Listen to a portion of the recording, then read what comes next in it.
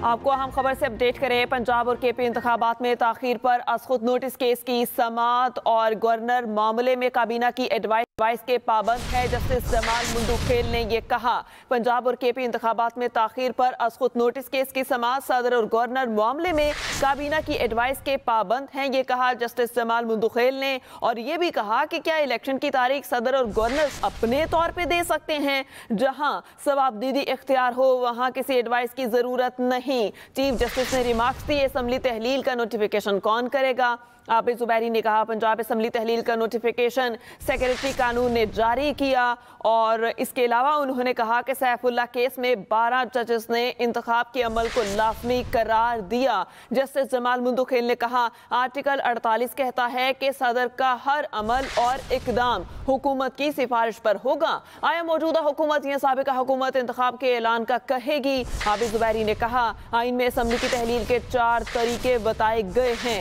Justice Jamal मुंदुखेल ने कहा आइन के मुताबिक आज भी हुकूमत गवर्नर से इंतखाब का कह सकती है, जिस पर जस्टिस मंसूर अली शाह ने कहा अगर हुकूमत की तारीख के हवाले से एडवाइस आ जाए तो गवर्नर कैसे इनकार कर सकता है। इस पर बात करेंगे ज़ैगम नकवी से। ज़ैगम नकवी, समाअत शुरू है और जजेस के अहम रिमार्क्स के हवाले से अपडेट कीजिएगा। जी बिल्कुल, इस वक्त समाअत में वक्फा हो चुके हैं। आबिद जुबैरी जो कि इस्लामाबाद हाई कोर्ट बार के वकील थे, उन्होंने अपने दलाइल मुकम्मल कर लिए हैं। आबिद जुबैरी ने ये कहा है कि गवर्नर इलेक्शन की तारीख देने में एडवाइस का पाबंद नहीं है। गवर्नर वाला ही इख्तियार सदर को भी दिया गया है। सदर भी इलेक्शन की तारीख देने में एडवाइस के पाबंद नहीं है। जस्टिस मंसूर अली शाह ने रिमार्क दिए हैं कि गवर्नर को अगर एडवाइस की जाए तो इसका पाबंद होगा।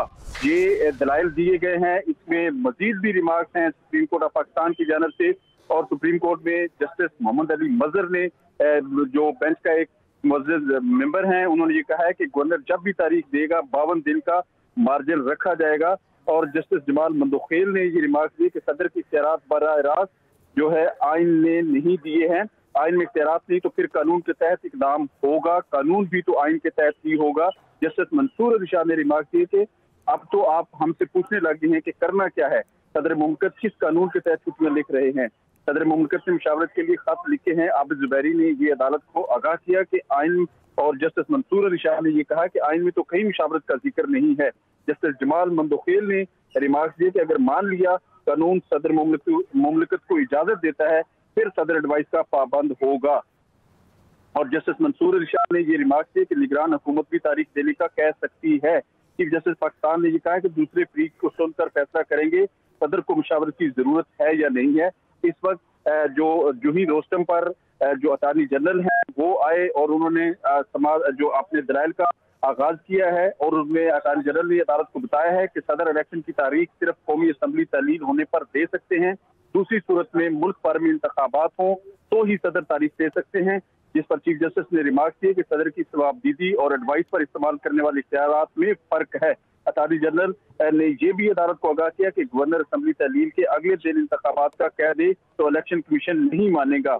जस्टिस मुनीब अख्तर ने रिमार्क दिए कि गवर्नर इलेक्शन एक्ट को भी मद्देनजर रखना है। अटॉर्नी जनरल ने अदालत को आगाह किया कि इलेक्शन 9वें रोज में ही होने चाहिए, इलेक्शन को 9वें रोज से आगे नहीं लेकर जाना चाहिए। और इस पर जो अदालत में इस वक्त समाअत में वक्फा है, 5 रुकनी लार्जर बेंच इस केस की समाअत कर रहा है और आधे घंटे के वक्फे के बाद इस केस की दोबारा समाअत होगी और अटॉर्नी जनरल अपने दलाइल जारी रखेंगे। जी, अटॉर्नी जनरल आधे घंटे के बाद अपने दलाइल जारी रखेंगे। ज़ैगम नकवी, आपका बहुत शुक्रिया।